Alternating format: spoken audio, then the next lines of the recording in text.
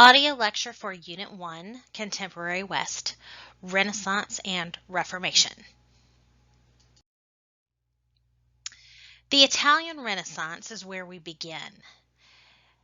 The Renaissance began in Italy, and there are several reasons why, as we'll discuss in the coming slides.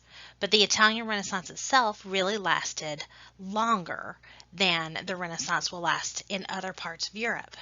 It starts in Italy around 1350, and it ends around 1550. The Italian Renaissance was a time period in which Europeans believed that they had witnessed a rebirth of the ancient Greek and Roman worlds. The word Renaissance is actually a French word that means rebirth. The Renaissance was mainly led by an urban society, meaning that it took place mostly in cities. The Italian city-states themselves came to dominate political, social, and economic life during this time period, as we will discuss in the coming slides. The Renaissance also witnessed the rise of a secular viewpoint of wealth and material items. Secular meaning non-church based. This does not mean that the Renaissance was anti-Christian. It just means that Christianity was not the dominant view of things anymore. More secular view of things means a more worldly view of things. The Renaissance occurred during a time of recovery from the disasters of the 14th century in the late Middle Ages. The plague, of course, the Black Death, as is also known, political instability, that we'll continue to discuss during this next unit, as well as the decline of church power, especially after the crises of the late Middle Ages in the church, things like the Babylonian captivity and the Great Schism. The Renaissance also stressed the individual ability of human beings. They started to look and see that human beings had the ability to do things and do them well, viewing humanity and human nature as good rather than stained by original sin. Well-rounded individuals such as Leonardo da Vinci, which we'll discuss more later, emphasized the belief that individuals could create a new social ideal. This new view of humanity actually was not new at all. It mimicked what the opinion of human nature that we saw in the classical Greek and Roman period, especially those classical Greeks like Plato and Aristotle, and with the rise of rationale during the ancient world. So that's why it's a revival of those ideals. Human beings are glorious creatures that can do great things, and this was a focal shift away from the opinion that most had of man that had been around since the Middle Ages. The Middle Ages, when the church was so dominant, focused more on the sinful nature of man, and that man was in need of salvation, and the only way they could get salvation was through the institution of the Roman Catholic Church, the only official church in Western Europe. So this more secular viewpoint was focusing more on human beings as good, not just sinful, but as good. It is more secular, yes, but I think it's important for you all to remember that it is not necessarily anti-Christian.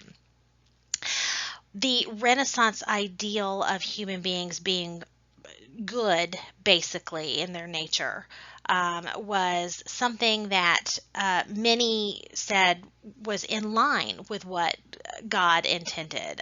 They looked at the idea that God created man in his image as a glorious creature, giving man the ability to reason, which no other creature God created had. Perhaps that ability to reason was the spark of the divine within each man, and God intended man to use that reason to make this world a better place. So those were all characteristics of the Renaissance that we'll continue to talk about throughout the rest of this lecture. Now, with the lack of centralized power in the Italian city-states, there was a decentralized kind of power structure in Italy. We will see that ultimately, even though there's political chaos in some cases, with no centralized governing system that unites all of Italy, those independent city-states actually will be able to play a crucial role in the Renaissance coming to be. So with that lack of centralized power, Italian city-states such as Milan, Venice, and especially Florence will all play a crucial role in the Italian economics and politics that go along with the Renaissance. First of all, let's talk a little bit about Milan. Milan's location was a crossroads between the coastal Italian cities and the Alpine passes up in the north. If you look at the map here, you see Milan is located in the north in green. So it is over there by the Italian Alps. And that made it a very wealthy state. It's between the coastal Italian cities and the Alpine passes. It trade going from the Adriatic Sea or from the Mediterranean Sea that needed to go up into northern Europe oftentimes had to go through Milan. And so Milan will become a very wealthy state as a result. In 1447, a man by the name of Francesco Sforza conquered Milan using an army of mercenaries.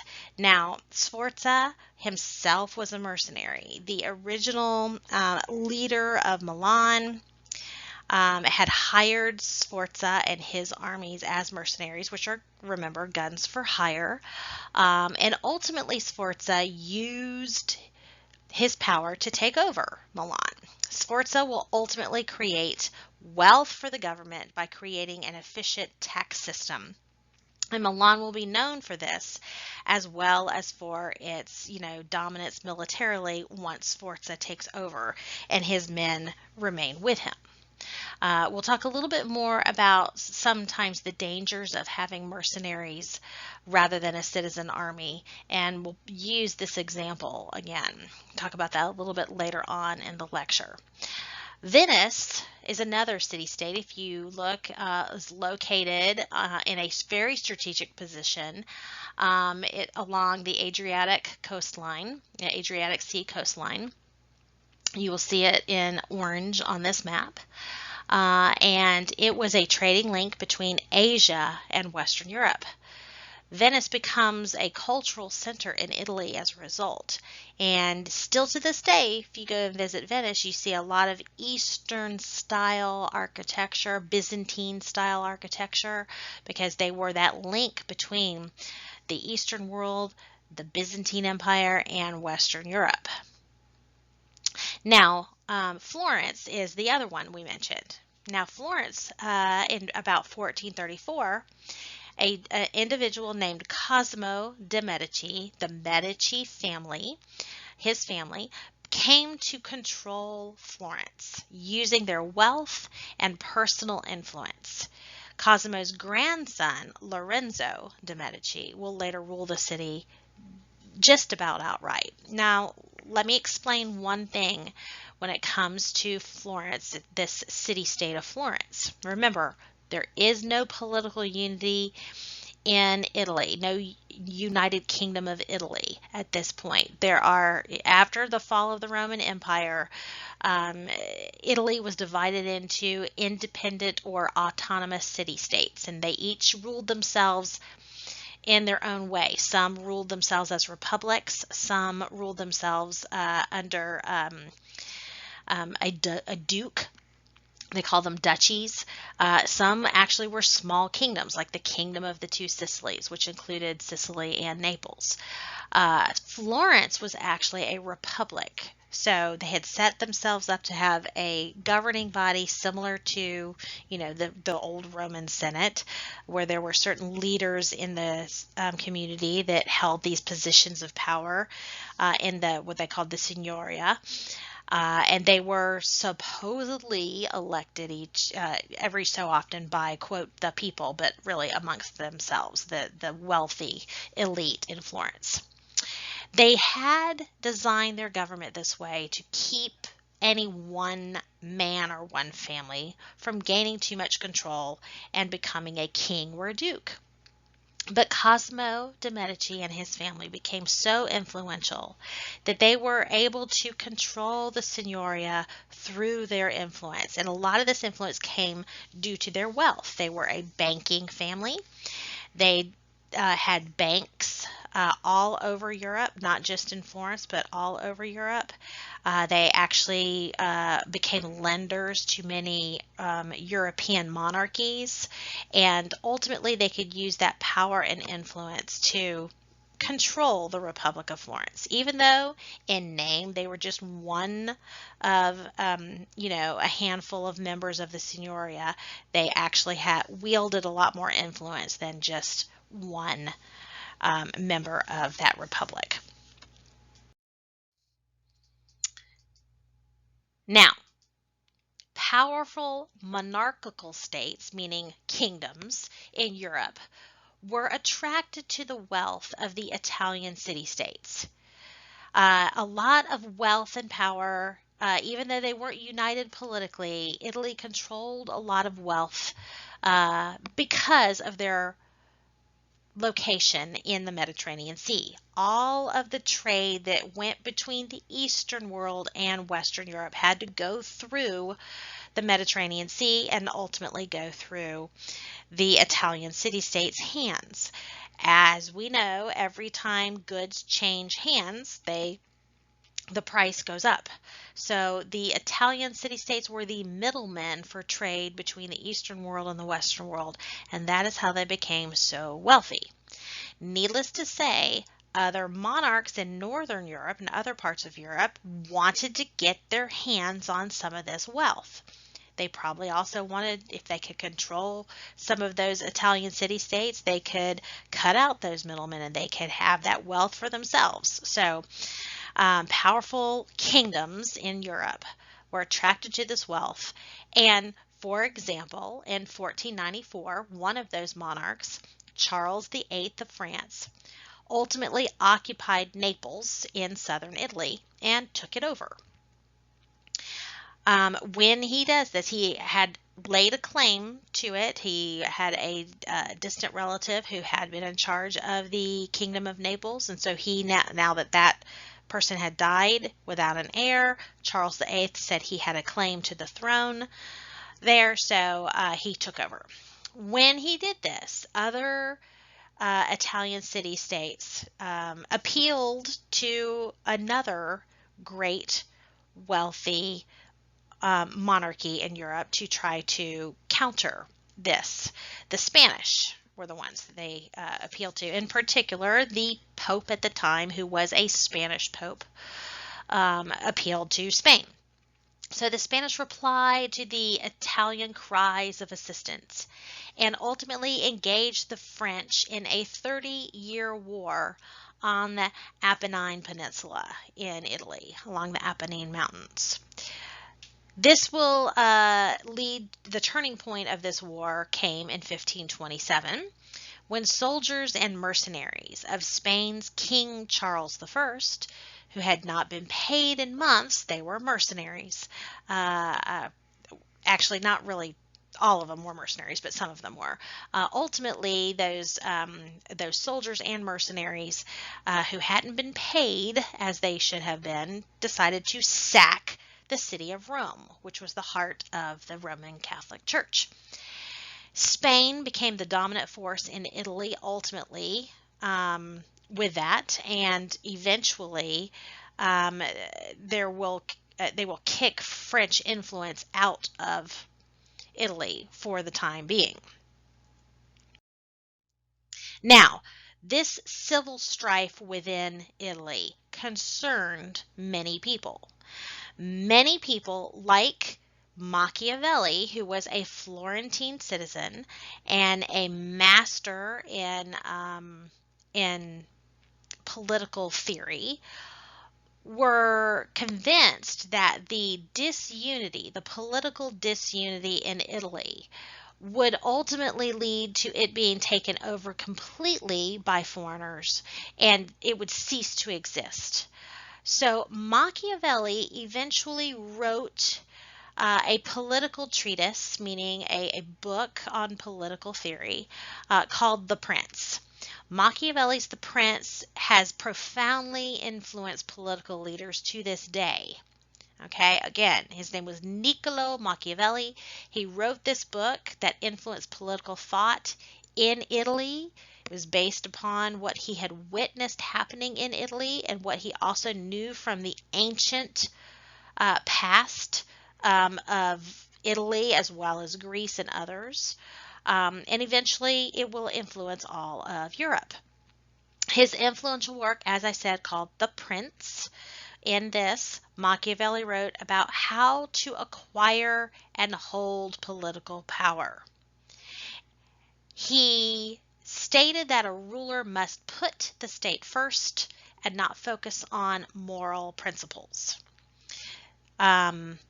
Machiavelli's rejection of popular Christian values, as such, would have a profound influence on political leaders who followed. Now, one of the things that Machiavelli was very concerned about, as I said, was the fact that Italy was so vulnerable to these foreign powers coming in and basically using the Italian city-states as chess pieces on their own chessboard. He said the only way that Italy would ever be strong was if they threw out the foreigners, focused on creating a united Italy, a stable state with its own citizen military, his own citizen forces. Anyhow, this was sort of the basis of his motive for writing this book. We'll do an exercise in class where we talk a bit more about Machiavelli's ideas in more detail. Ultimately, the notion that's called the end justifies the means is attributed to Machiavelli. It is said that he said, as long as you achieve the goal of creating a stable state, whatever means you need to use to get that are okay. Even if it means you have to commit murder to get rid of, those that might challenge you or what have you. As long as the ultimate goal was the stability of the state, all would be fine. Machiavelli gets a little bit of a bad reputation historically because of this, this amoral look at politics. But it is very clear that Machiavelli was, looking at the reality of politics ultimately when he came up with these ideas. And we'll talk more and more about his influence on European politics throughout this entire year as we go through this course. Okay, now let's talk a little bit about other changes that happened due to the Renaissance ideals. Changes in the social classes occurred during the Renaissance as well. Despite being the minority, nobles will dominate 16th century Europe during the Renaissance. Okay, so they are the fewest amount of people, but they control the majority of the wealth and the power. Nobles in the Renaissance were expected to live up to certain ideals of European aristocracy or nobility. These ideals were expressed ultimately in a man named Baldassare Castiglione, his Book of the Courtier. In this Book of the Courtier, he basically explains what are the characteristics of a Renaissance man, how one should behave in society, in royal court, what kinds of traits he should have, and how he should be focusing on, creating a better society through his participation in that society. He should be involved in community politics. He should be involved in patronizing the arts. He should be involved in educating himself and educating those around him. Lifelong learner, jack of all trades, master of all trades, if you will. The Renaissance man, well-rounded individual who, followed things through when he started them. We'll talk more about these ideals as we move forward as well. When it comes to the rest of society, of course, peasants continue to make up the bulk of European society. But we're gaining more independence during the Renaissance. That's relative. It depends on where you were in Europe, how much, quote, independence you had, because peasants will continue to be really serfs in the feudal system in Eastern Europe, in particular in Russia, for quite some time. Will not really be freed. The serfs will not really be freed in Russia until much, much later. The growing numbers of townspeople were segregated into social groups as well. And we see a rising middle class that has been really rising since the rebirth of cities and towns in the high Middle Ages. And the middle class becomes increasingly important. Ultimately, the middle class controls more of the cash wealth, since they are the ones controlling trade. They are the merchants, the bankers, etc. They have more wealth, more cash wealth than nobles do. Nobles, you are born into your status. These middle class folks, were the businessmen. And so ultimately you're going to see a new kind of upper class in Renaissance society as a result of this. Patricians, just like we called them in the old Roman world, dominated the social and economic aspect of urban areas. They would be considered the upper middle class, if you will, people like the Medici family of Florence. Below them were the burghers, which were mostly those that, they were businessmen. They might not have as large of businesses as the patricians did, but they were businessmen, and they were followed by poverty-stricken workers that they worked for, the burghers and the patricians. Workers, and of course the unemployed in the cities as well. The family bond in Renaissance society provided a great deal of security to Renaissance-era Italians. As in many societies, a dowry was required in marriage contracts, and more these upper middle class folks were finding it prudent to find good marriages for their daughters into other powerful, wealthy Italian families, patrician families, or even burgher families, upper burgher families, if you will, in order to maintain their influence in these Italian city-states.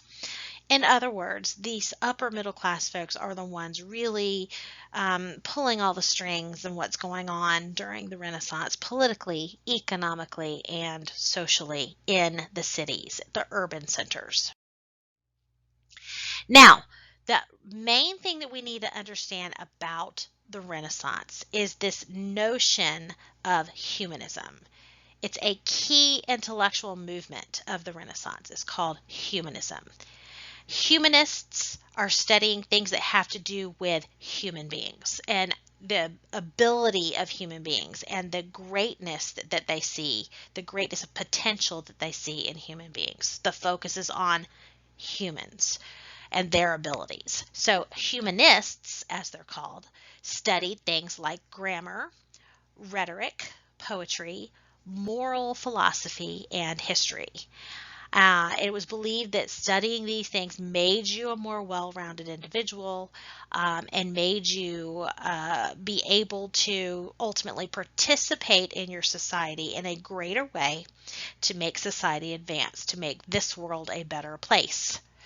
Now, one of the earliest humanists, he's sometimes called the father of humanism, was Petrarch. Petrarch, again, remember this, the Renaissance begins in Italy largely due to its location and its wealth due to that trade between the Eastern and Western world. So that's why we say the first Italian humanists are from Italy, because the Renaissance happened in Italy before it happened in the rest of Europe. Petrarch, from the 1300s, early, okay, in the mid-1300s, believed that intellectuals actually had a duty to live an active and civic life, participate in, your community politically, economically, socially, and to put their study of the humanities to the state's service, meaning to the community service, to the local governing structures. Because remember, these are city-states, autonomous city-states. There's not one united kingdom of Italy. The humanist emphasis was on things like classical Latin, okay, because they were, of course, Italian. So Latin was the language of the old Roman Empire, and of course the language of the church, the language that had been seen as the only language of the learned for centuries, because the church controlled education for so many years during the Middle Ages. That's all changing now, but still classical Latin.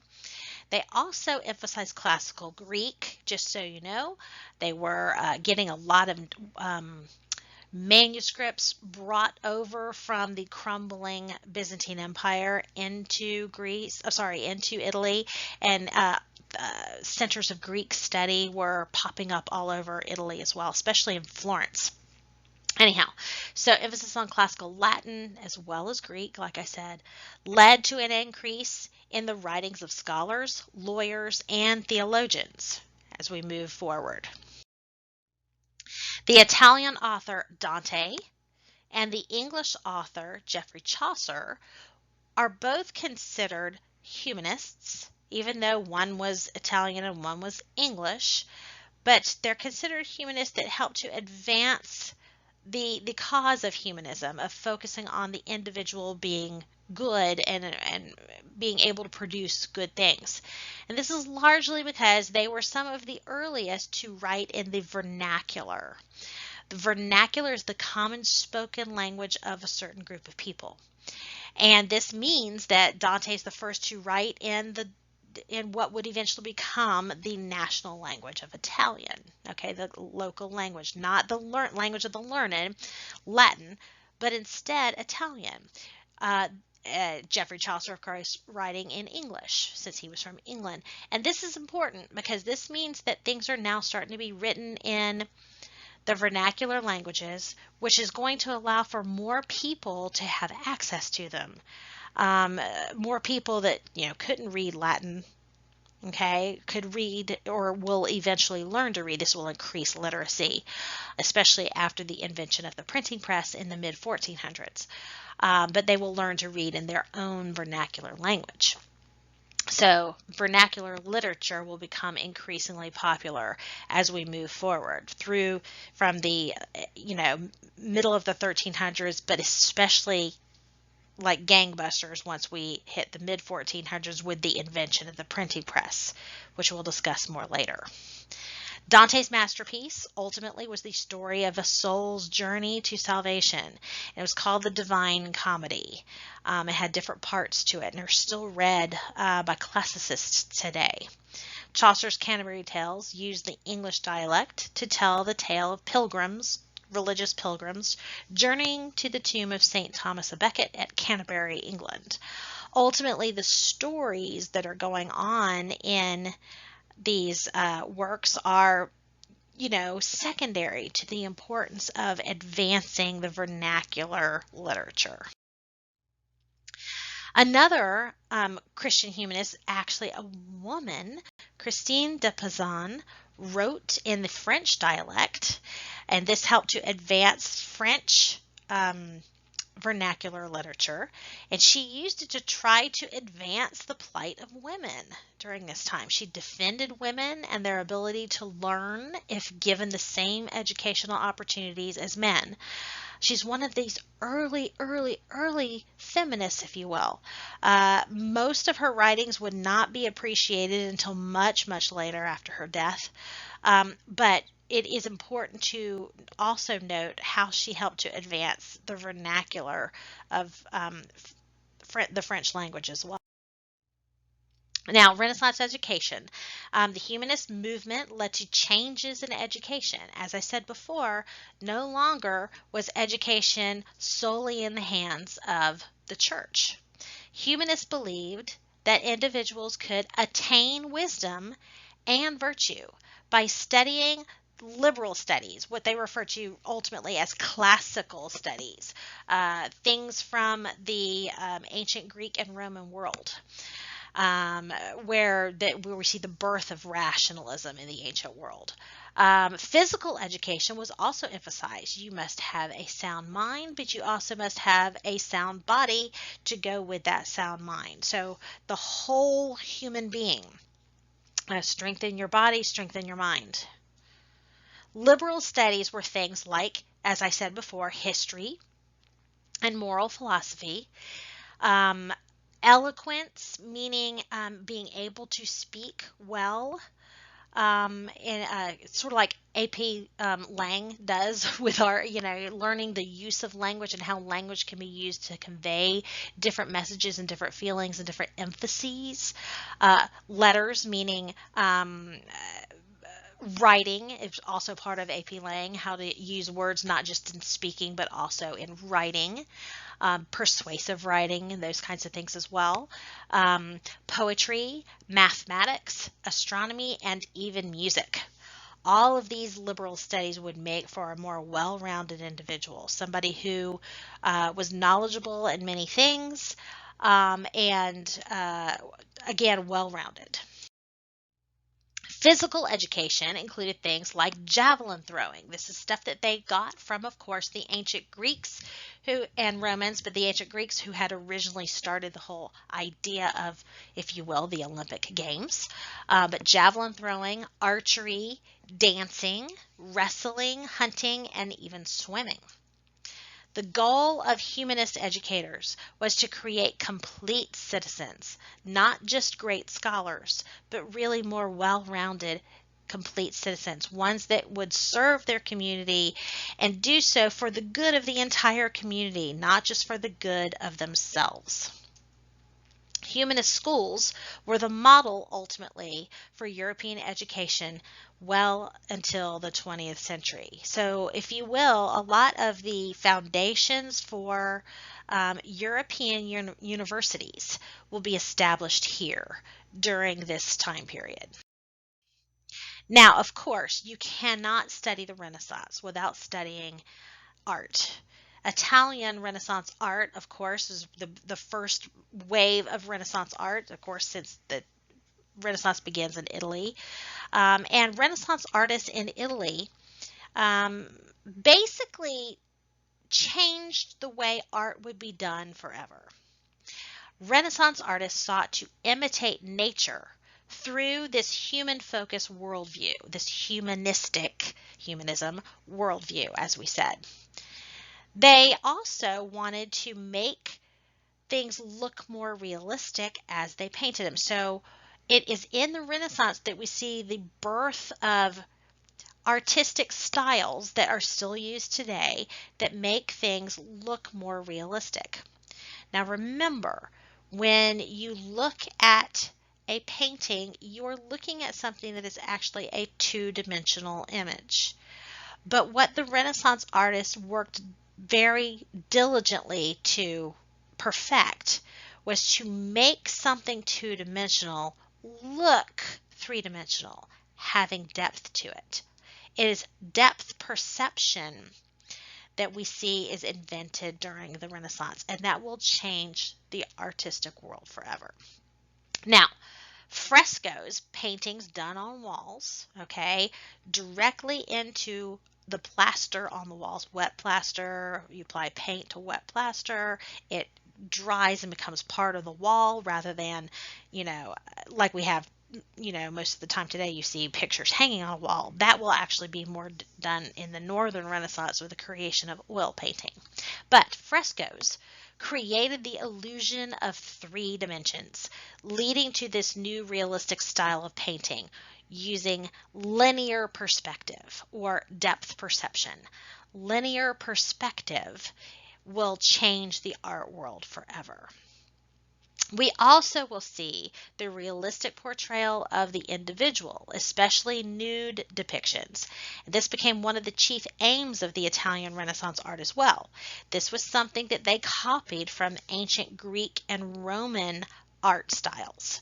Okay, if you believe that human beings are basically good, you want to glorify everything about the human being, including the human form. This is not something that was done in medieval art. When the Roman Catholic Church controlled a lot of the message, and they saw man as basically, sinful, in need of salvation that they could only get through the Roman Catholic Church. Through the sacraments of the Roman Catholic Church, the emphasis was on human beings being depraved and in need of saving. So they were not going to glorify the human form. It's different here. It's a focal shift, seeing man as basically good and as being glorious creatures that were created in the image of God. Now, linear perspective, if you look at this picture on the right here, you'll see the way things were done is it would make the eye of the viewer draw from the outside into the painting, and that shows you the linear perspective. It makes it look as if things are farther away in part of the painting than they are. The things in the foreground seem closer to the viewer. The things in the background seem farther away from the viewer, and that is all done through linear perspective because it's not three-dimensional, but it looks three-dimensional. They do this by changing the size of things. Buildings are smaller in the background than they are in the foreground. People are smaller in the background than they are in the foreground. It creates that idea of linear perspective. Advances in understanding of human movement and anatomy also will lead to advances in Renaissance sculpture and architecture. The final era of Italian Renaissance painting between roughly 1490 to 1520 is known as the High Renaissance, when these things were perfected. Leonardo da Vinci is one of the masters of this time period, and he was able to master the art of realistic painting, as well as he sought to advance idealized forms of nature and of humans. Now, some other artists. Raphael was a well-known artist for his paintings of the Madonna, as well as his painting that was shown in a previous slide, the School of Athens. I also have this in my classroom, and we'll point it out when we discuss this in class. His works reveal a world of balance, harmony, and order, as well as a brilliant use of linear perspective. Now, Michelangelo, or sometimes Michelangelo, if you're pronouncing it like the Italians do, was a painter, sculptor, and architect. Of course, to the right here is one of his early works, the Pietà, which you can now see in St. Peter's Basilica in Rome. His depictions of idealized humans are meant as a reflection of divine beauty. His Pietà was known for its beauty. It was an early work of his, and you see that you can actually see more human-like portrayal of religious figures than you had seen in the previous years in medieval art. Mary her head is bowed, she's sad, she's mourning the loss of her son, she's holding her dead son, the dead Christ, in her lap. He looks emaciated. You see, if you look closely enough, you can see the piercing in his side. You can see, his crumpled body. These are things that you would not normally see in medieval art, but you are now starting to see how humanism can be imbued even in these religious figures which makes them seem more in touch with human beings. The people who view these things can see a greater connection perhaps between themselves and these religious figures. Now, Northern artistic Renaissance, as the Renaissance moves to Northern Europe, we'll see some other changes being made in the arts as well. They will build on the advancements made in art in Italy, like linear perspective and, the idealization of the human form. Artists in the Low Countries, like today's Belgium, Luxembourg, and the Netherlands, also sought to portray their world realistically. The Italian artists focused on, of course, religious themes as well as classical Greek and Roman themes. Old ideas of Greek mythology and Roman mythology were revived during the Italian Renaissance. But in Northern Europe, they portrayed more everyday people instead of religious figures and classical figures, as opposed to the Italian artists who perfected their work on the large open spaces of Italian churches, those frescoes on the walls. Northern European artists painted on much smaller canvases. And you see the creation of oil painting coming out of this. One of the most important art schools in Northern Europe was in Flanders, one of the Low Countries. Artists such as Jan van Eyck, from the Flanders school, if you will, were among the first to use and perfect oil painting. This piece to the right here is one of Van Eyck's most famous works. You'll see his use of linear perspective that he got from studying Italian painting, but it is oil painting. The perspective is actually enhanced if you look at the mirror in the background, the little round piece in the background below the lamp that's hanging from the ceiling. You can actually see the backs of these two individuals as the marriage of these two individuals. You see their backs, and you actually, if you look really, really closely, you can even see the artist himself reflected in the mirror with his easel painting this couple. So that's pretty cool if you think about it, the use of perspective, linear perspective. Other Northern artists, such as the German Albrecht Dürer, would also travel even to Italy to study the Italian standards and laws of perspective.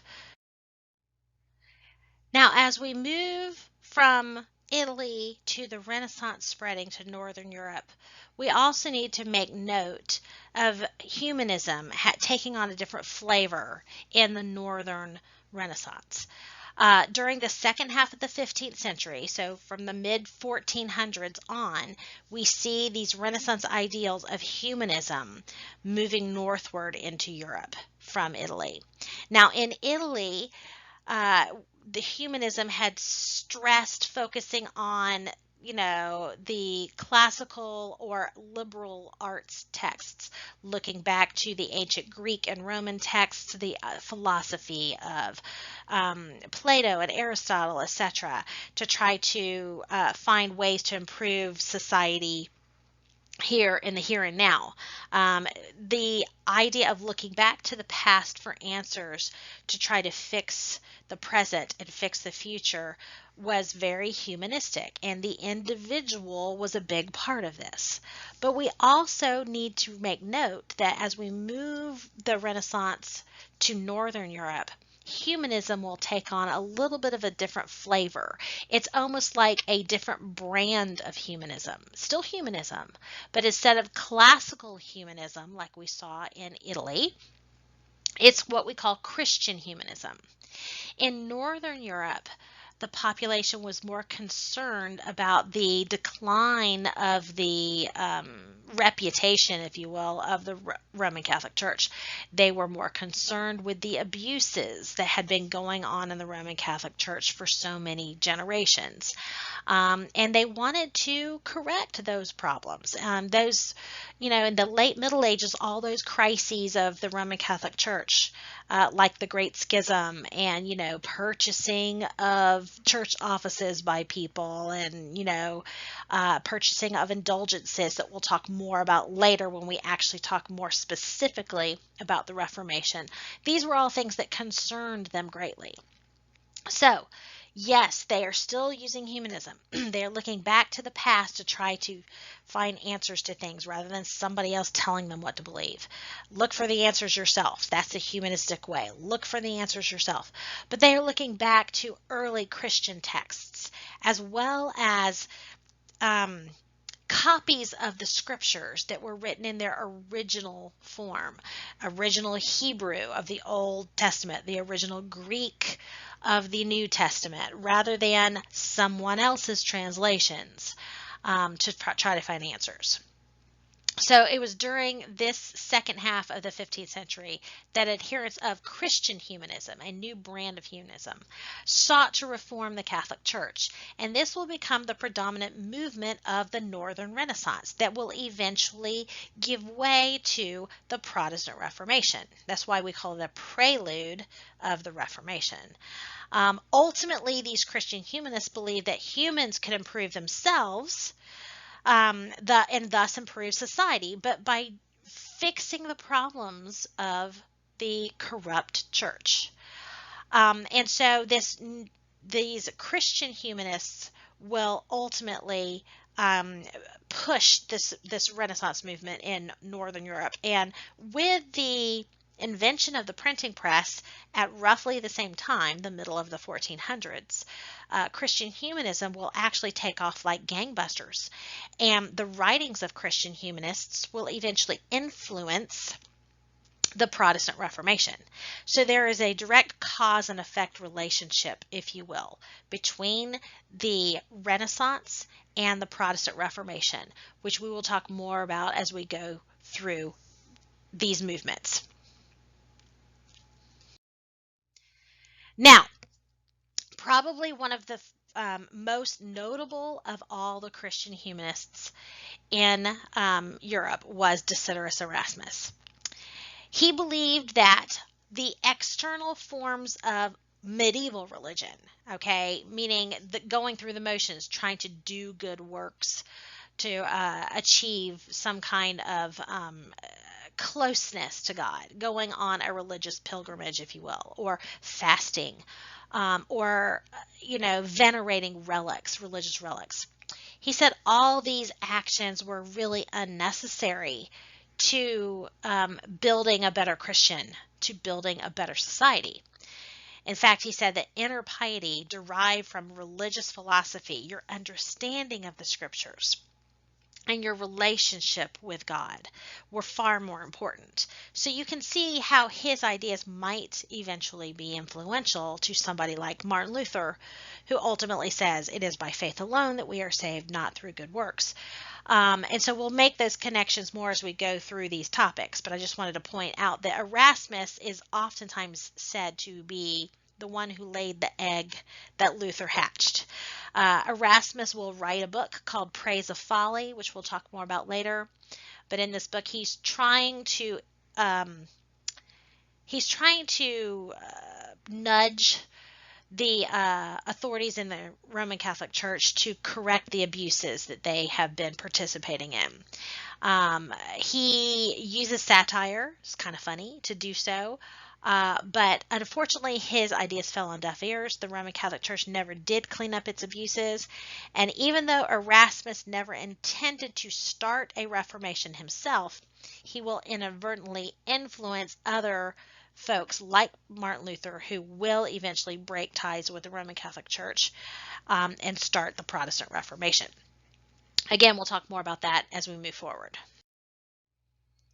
Now, reasons for the reform of the Catholic Church, or the desire for the reform of the Catholic Church. This sort of piggybacks on what I was saying earlier in the earlier slide.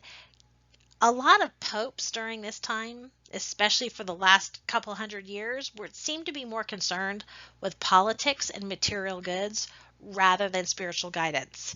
The popes were seen as political leaders in central Italy, and they often used that position to advance their own families, even though they themselves were not supposed to have their own children, because there's priests, and they're supposed to be celibate. Many of them had lots of illegitimate children and would place them in positions of power throughout Italy to try to influence the wealth and politics that were going on in Italy during this time. Parish priests also, many of them seemed ignorant of their spiritual duties. An automatic means of obtaining salvation, such as the collection of relics, was being presented to the people as a way to achieve salvation, rather than it being a changing of your heart, a repenting of your sin, and an accepting of Jesus Christ as your Lord and Savior. The use of indulgences, or a way that you could pay the church to remove the stain of sin from your soul, if you will, was used to avoid the punishment for sin. And these were all things that were being done by the church that were not scripturally based as being, tied to your salvation.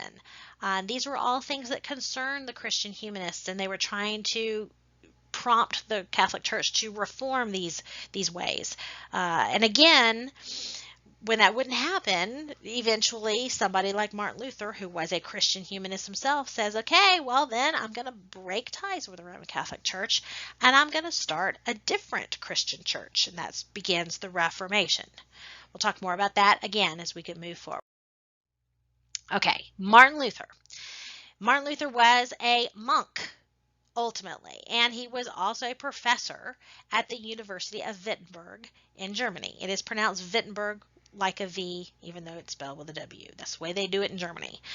Ultimately, Martin Luther, who was a Christian humanist himself, he was doing some of his own humanistic study of the scriptures. He learned how to read in the original Latin as well as the original Greek of the New Testament, and he found some issues in the scriptures that did not seem to jive well with what the Roman Catholic Church, which was his boss since he's a monk, was teaching people. He instead looked at the scriptures and he saw evidence for the idea that humans are saved. They achieve salvation not through good works that they do, not through participating in the sacraments that the Roman Catholic Church had set up for them to, quote, receive salvation, those 7 sacraments, but instead that they would be saved by their faith in God rather than those good works done in his name. And eventually this is going to prompt the Protestant Reformation. The idea of salvation by faith alone, sometimes it's called sola fide, okay, which means faithfulness only, and that good works will be instead the result of your faith and rather than what gets you salvation. Martin Luther did not want to break away from the church. Initially, he only wanted to reform it, just like Erasmus. But eventually, he grew weary of all of the abuses that he saw around him, especially the selling of indulgences, the church's practice of selling indulgences to people to tell them that they could get their souls out of purgatory and basically buy salvation. You can read more about that in your textbook. Luther did not want to break away from the church eventually, only reform it. But eventually these abuses became so egregious that he wrote a list of his grievances, 95 of them, 95 complaints that he had about the way the church was operating, the 95 Theses, as it's called. And eventually, because the printing press had been invented in 1450, when he did this in 1517, October 31st, 1517, very quickly the theses, the 95 Theses, were copied, and copies of them were sent all over Germany. The ideas were disseminated very quickly throughout Germany and then beyond Germany. And this will be the beginning of the Protestant Reformation. In 1521, just, a few years after, about 4 years after the 95 Theses was nailed to the door in Wittenberg, Germany, Luther would actually be excommunicated by the Pope for attempting to get the German princes to ultimately overthrow the authority of the papacy and establish their own reformed German churches in their own states. Ultimately, by the time, however, that Luther was excommunicated, he had gained so much support from those German princes, many of those German princes, that he was protected. He would not be burned at the stake. Instead, he would be able to continue to develop his own theology, and ultimately the Protestant Reformation will continue. A lot of those German princes that were independent liked the idea of not having to send annual revenues to the Roman Catholic Church down in Rome every year, that they could have more control over their own state if they did not do that. And ultimately, some of them would become Lutheran, if you will, or break ties with the Roman Catholic Church like Luther had done, in order to have more power over their own state for political reasons. Ultimately, this will culminate with a showdown, if you will, between Luther and the Roman Catholic authorities. When the bull of excommunication, which basically is just an edict from the Pope saying Luther is excommunicated, and he's going to, which means anybody who follows him is also excommunicated, which means that they will, ultimately be damned. But this ultimately ends with a showdown. Okay, the Edict of Vorms. And Worms was a place in Germany under the authority of Charles V, who was at that point called the Holy Roman Emperor, even though he really wasn't an emperor over all of Germany, just part of it. The Charles V, the Holy Roman Emperor, and the Pope ganged up on Luther and Luther's supporters, those other German princes. They tried to browbeat Luther and those other German princes into giving up their Reformation by making Luther an outlaw, banning his works. His works were added to the index of prohibited books in the church. And many German princes who supported Luther, were concerned what would happen next. It ultimately led to a little bit of civil war over religion in Germany, in those German territories. Germany was not united either. It was many different German principalities, much like we saw in Italy. But these German princes, the ones who supported Luther, ultimately said, okay, all those lands in our realms that had belonged to the Roman Catholic Church, like the monasteries and all the cathedrals and all the lands that were owned by the church, are now ours, and a government church will be established. This will give them more power over their own states. This is something that Machiavelli probably would have said, yeah, that's a good idea to do. It creates more stability in your state. A new religious service, which consisted of reading the Bible, individuals reading the Bible, Bibles that would be printed with the printing press and written, of course, in the vernacular language of the people, not just in Latin. They no longer needed a priest to interpret the Bible for them. They could read it themselves, very individualistic, very humanistic. Go to the source yourself to find answers. Read the Bible yourself that's now written in your own vernacular language. The preaching of the Word of God, songs like hymns, these all became the basis of the doctrine known as Lutheranism. And they will also be filtered through as more and more Protestant reformers form their own brands of Christian churches. Protestant churches in general will all adopt many of these same kinds of practices. So what we will see, instead of having one universal church in Western Europe, we will now have a mosaic of different Christian churches. No longer is the Roman Catholic Church in charge of all Christians. Now we have a mosaic of different Christian churches. Lutheranism was the first of these Protestant faiths, but there will be more. Now, as I said before, the Protestant Reformation in Germany, or the German Reformation, did have a political aspect to it. The Holy Roman Emperor at the time, this was a good chunk of the German territories, but not all of them, were ruled by Charles V, the Holy Roman Empire, who wanted that empire to remain Catholic and wanted also to make sure that other German princes would not be susceptible to joining with Luther and his Reformation.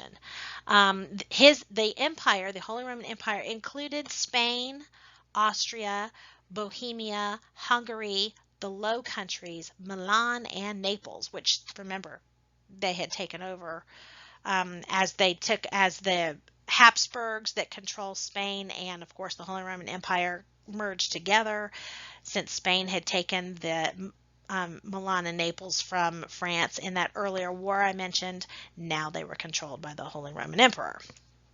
Problems, however, with the Ottoman Turks encroaching on the southern borders of the Holy Roman Empire, as well as continued problems with the French, rivalry with the French between the Holy Roman Emperor and the French kings, and the alliance of German kingdoms against the Holy Roman Empire, German principalities against the Holy Roman Empire and the Pope, ultimately all prevented Charles V from being able to assert his military power over the Protestant Reformation in Germany. He will not be able to undo what Luther had started. And ultimately, you can't put the genie back in the bottle.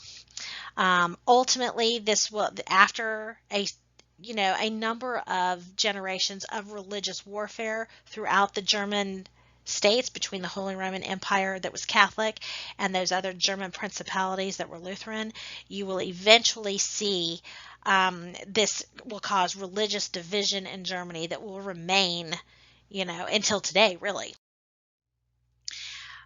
These religious wars that went on from 1517, when Luther started the Reformation, until 1555, when eventually the German princes that supported the Reformation and the Holy Roman Empire formed a peace.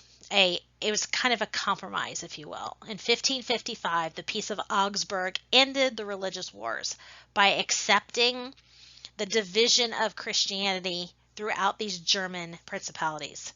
All of the German rulers would be able to choose their own religion, but not the German people themselves.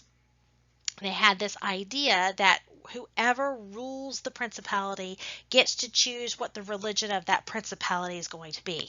And the people who live in that principality either have to convert to whatever the German prince says it's going to be in that region, or move. Now, eventually, the Protestant Reformation will spread to other areas, Switzerland in particular. We'll see in Zurich, Switzerland, a man named Ulrich Zwingli was influential in reforming the Catholic Church, or trying to anyways. He eventually will break ties with the Roman Catholic Church. He was very much influenced by Luther. He was a compatriot of Luther. They kept a correspondence, and ultimately his own Protestant movement, Zwingliism as it's sometimes called, spread throughout Switzerland. Another movement will happen when John Calvin, who was a Frenchman, you see him pictured here to the right, John Calvin, who was a Frenchman who eventually moved to Geneva, Switzerland. He was forced basically out of France because of his Protestant beliefs.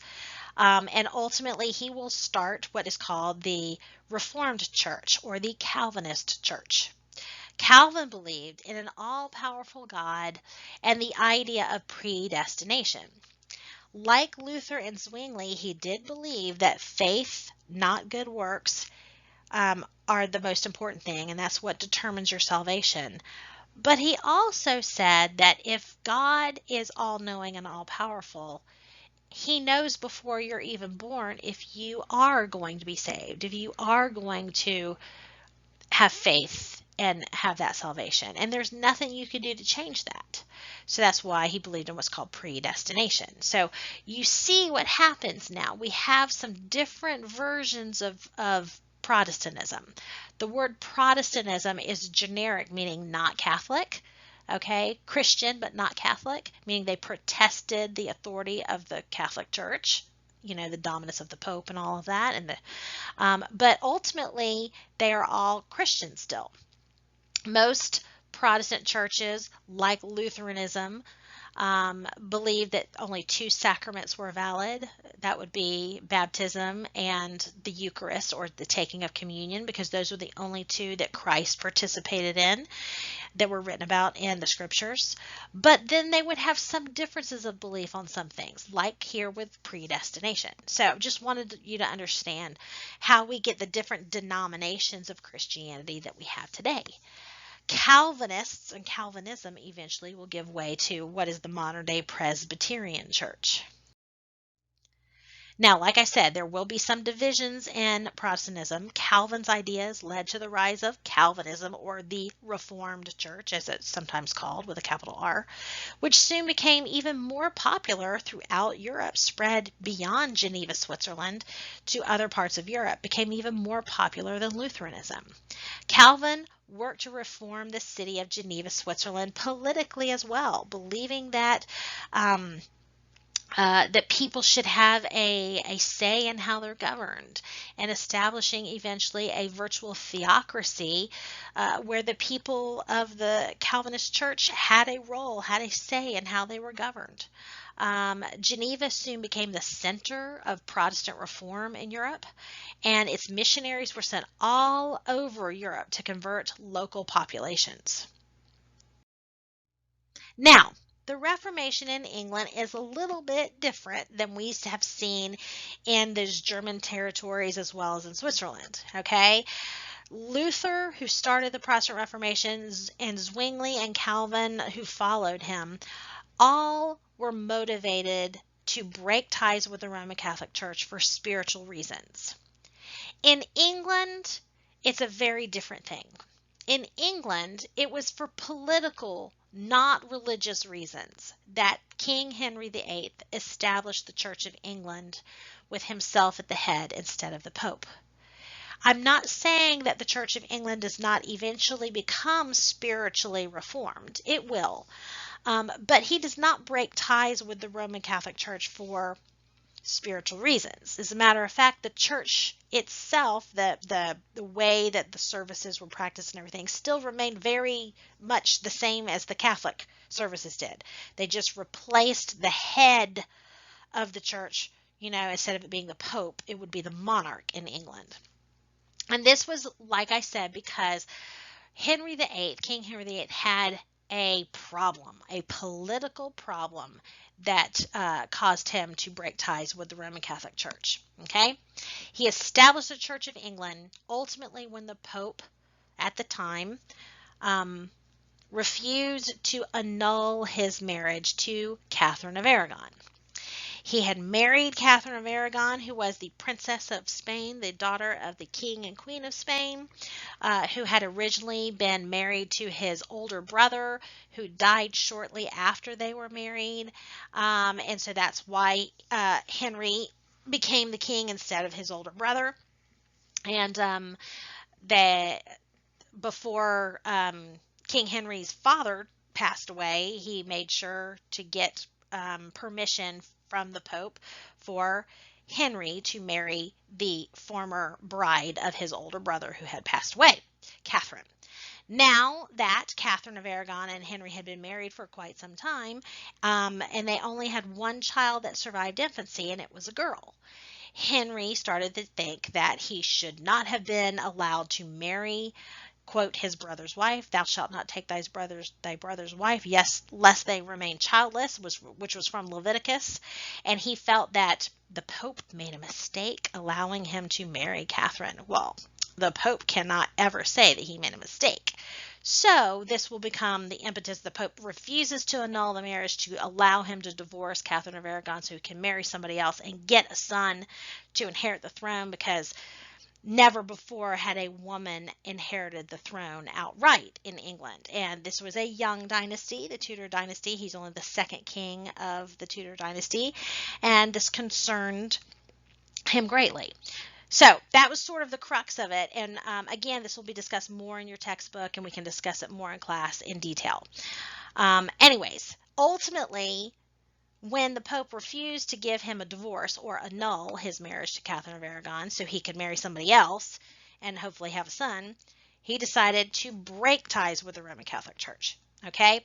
So in 1534, the Act of Supremacy declared the King of England the official head of the religious doctrine with control over discipline, clerical appointments, meaning clergy, and this ultimately breaks ties with the Pope. The English Church now is under the authority of the English monarch, not the Pope. And this is the beginning of the Church of England, also known as the Anglican Church, okay, which will eventually, when Anglicans move to the New World, over here it will be called the Episcopalian Church. Henry's Church of England was very similar, as I said, to Catholicism in practice, although after his death, some other English officials attempted to make it more Protestant-like, reducing the Catholic-like practices, reducing the sacraments to 2 rather than 7, those kinds of things. But it was for political reasons that King Henry broke ties with the Roman Catholic Church so he could grant himself a divorce from Catherine of Aragon. He could marry Anne Boleyn, who he thought was going to have a son. Then she did not. She had another daughter. He eventually ditches her and marries 4 more times. He will eventually have a son, but it's a big soap opera, ultimately. But, again, not all of the Protestant reformations, breaking ties with the Roman Catholic Church, were done for religious reasons. This one was done for political. The Reformation in England, however, was almost completely stalled or halted when, after Henry's son that inherited after him died because he was a sickly young man and he died as a teenager, never had his own children, never married, never had his own children. His oldest daughter, the one that was the daughter of Catherine of Aragon, will eventually inherit the throne. Okay, in 1553, when Mary Tudor comes to the throne, she had been raised Roman Catholic. Remember, she was the daughter of the Spanish princess.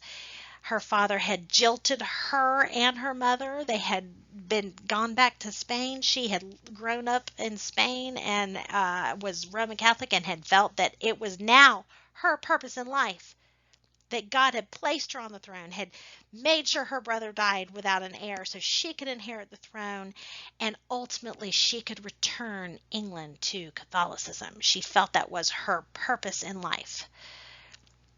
Her efforts, including the burning of more than 300 Protestants at the stake, earned her the nickname Bloody Mary. She will also marry her cousin, who is now the King of Spain, Philip II. If she and Philip had a child, that child could ultimately be the king of both Spain and England. And this concerned a great number of English people because they thought that England would lose its independence, lose its sovereignty, and ultimately become a puppet of the Spanish throne. So Mary was not very popular. She was not popular among the Protestants for obvious reasons, but she was also not popular with those who might have had Catholic leanings still hanging around since the Anglican Church was founded, or the Church of England was founded. They did not like this idea. So eventually, when she dies without an heir in 1558, she was not mourned. Now, some other and just so you know, Elizabeth will inherit the throne after Mary, and she will make sure that Protestantism sticks in England. We'll talk more about her later as well. All right, Anabaptists. That's another group of Protestants that we need to mention. Anabaptists were also Protestant reformers, but they were different than some of the others. They did not want to give power to the state at all. In fact, Anabaptists were kind of rebels, if you will. They believed in these things. Religion should be voluntary, and baptism should not occur until one is an adult, has reached the age of reason, and to make the decision himself to follow God. So the Anabaptists were not against baptism, but they were against infant baptism. That's why they're called the Anabaptists. They also said that all believers are equal. Any member of the Anabaptist community could actually become a minister. And they also believed in the separation of the state and the church. They refused to bear arms or serve in military positions because they were pacifists. The religious and political beliefs of the Anabaptists seemed very radical to most everybody of the time, Protestants and Catholics alike. More conservative Protestants like the Lutherans and the Calvinists and the Zwingliites and even the Church of England saw these Anabaptists as rabble-rousers and as people who were way too radical politically. And so many of those Anabaptists were persecuted by both Catholics and Protestants. So more and more wars of religion will happen as a result. Now, what about the society, the implications to society due to the Protestant Reformation? Although the family became the center of life during the Reformation, the lives of most women and Jews did not improve during the Protestant Reformation. With the rise of Protestantism came the end of celibacy for church leaders. One of the big things in most of the Protestant denominations was that the clergy did not have to remain celibate, that they should marry and have their own families because God commanded man to be fruitful and multiply. Now, women were seen though as subservient, and their roles were obedience to their husband. Just like their husband is obedient to the Lord, women should be obedient to their husbands, and it was their job to bear children, that whole be fruitful and multiply thing. Protestants also expected Jews to convert. Now, Catholics had expected this too, but they expected Jews to convert to Lutheranism. Many of the Lutherans in particular waged wars against Jews within the German territories. And when they refused, Protestants like Martin Luther, Lutherans, wrote that Jewish synagogues and homes should be destroyed because they were seen as the outsiders and seen as not following the laws of God ultimately. And so this would cause more anti-Semitic behavior throughout Europe. Throughout European history, we'll see waves of anti-Semitism. We saw it with, really even since the Roman Empire, we see it. But already, in Unit 0, we talked about, wave of anti-Semitism with the Black Death. And now we see another wave of anti-Semitism during these wars of religion, and we'll continue to see waves of anti-Semitism throughout European history as we move through this course. Now, one of the big things that we do need to note is that the Roman Catholic Church is not going to just not respond to what's going on with the Protestant Reformation. Okay? Eventually, the Catholic Church will launch its own Reformation. It's sometimes called the Catholic Reformation, but sometimes it's also called the Catholic Counter-Reformation. Okay? Perceiving a need for change, in particular, it was Pope Paul III who finally said, all right, we got to clean up these abuses, okay? And this happened in the early, as we move into the middle of the 1500s, okay? So Pope Paul III sort of started this idea that we need to finally clean up some of the abuses of the church, but we also need to, quote, counterattack the Protestant wave going on throughout Europe. So the Catholic response to the Protestant Reformation was actually twofold. It was, one, a Catholic Reformation. They finally are going to clean up some of the abuses of the Roman Catholic Church. But it's also the second prong, a counterattack on Protestantism to try to win people back to the true quote-unquote true Christian church. A Spanish nobleman named Ignatius of Loyola founded a new religious order, a new group of monks who put themselves at the disposal of the Pope, swearing their allegiance to him. They were known as the Jesuits, sometimes called the Society of Jesus, and they would use their knowledge of their enemy to help combat their enemy. So the Jesuits focused on educating themselves, understanding all of the arguments of the Protestant Church and of the Jews and of the Muslims and of everyone else, so they could challenge them better. So knowledge is power, they said. Jesuit missionaries were eventually very influential in spreading Catholicism in parts of Germany where they had fallen away from Catholicism. As well as in the New World. Once the age of exploration starts to really take off, which we'll discuss in a later unit, we're going to see that the Jesuits were the ones that were sent to the New World by Catholic countries to convert the native populations so they could pacify them, and then when the warriors came over, they would be less likely to rebel. Again, we'll talk more specifically about that in a later unit. The Catholic Reformation continued here. Pope Paul II, like I said, led this reformation of the papacy, trying to end the corruption that was either real or perceived. The Pope, archbishops, bishops, and other theologians also met on and off. That's what I mean by irregularly. On and off at the Council of Trent from the time between 1545 and 1563. So no, they were not meeting constantly that whole time, but they were meeting at the Council of Trent to discuss these matters of how to counter the Protestant Reformation and how to also clean up the abuses of the Catholic Church. They would discuss church matters and establish a more firmly I guess you would say outlined Catholic doctrine. They didn't change the doctrine, but what they did was they re-emphasized the Catholic doctrine to make it more clear.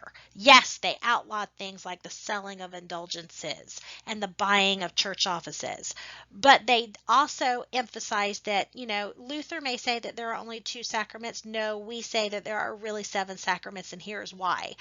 Luther says that the priests are not necessary, that, all believers can have a personal relationship with God. No, we're saying that the priests are necessary. These are things that will be outlined all at the Council of Trent. So they will underscore the ideas of the Roman Catholic Church and the doctrine of the Roman Catholic Church in more precise terms.